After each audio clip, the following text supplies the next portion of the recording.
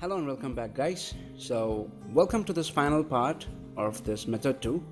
So in this session we're going to finish the typography. So we're in the final process of finishing it. So we're going to convert into smart object. So this is the usual final process that we used it in the previous method. So we're going to convert it into smart object and then implement the text typo over the image. So let's go ahead and do it then.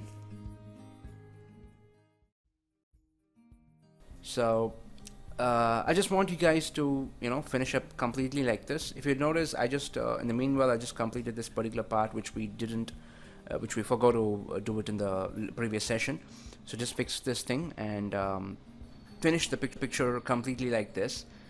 First thing, so just save the picture first as a separate document. So I just named it as type method 02, and then let's go ahead and select all these groups and right click and convert to smart object, and it's gonna take some time. Yep, and we got it. So let me just rename this as, let's say, again, typo. Should be good enough. And this is the original layer, so I'm just going to duplicate it, Ctrl J, and hide the original layer there, and select the duplicate layer and the typo layer. Okay, both are active. So select the typo layer now and hold Ctrl in your keyboard if you're on PC, or Command in your Mac, and just select inside the thumbnail here, and as usual it gets selected there, and hide it now, and then select your duplicated layer. Take your selection tool and right click and select inverse and just delete it, and Ctrl D, and right now, ta-da, we have this final portrait here. So that's it. So I think we've come to the end of the typography here.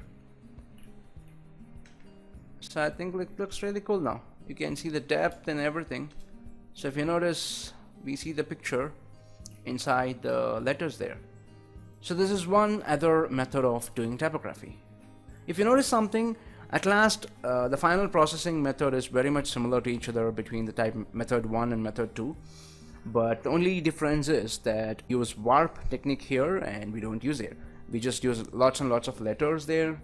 So here we just use less number of letters, and then we just elongate it and stretch them and get the shape just to fill the picture, and at last follow the same procedure and get the typography done.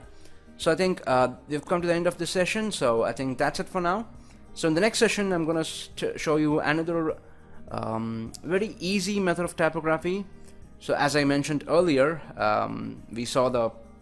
so far we have seen the toughest methods and the time-consuming methods so far.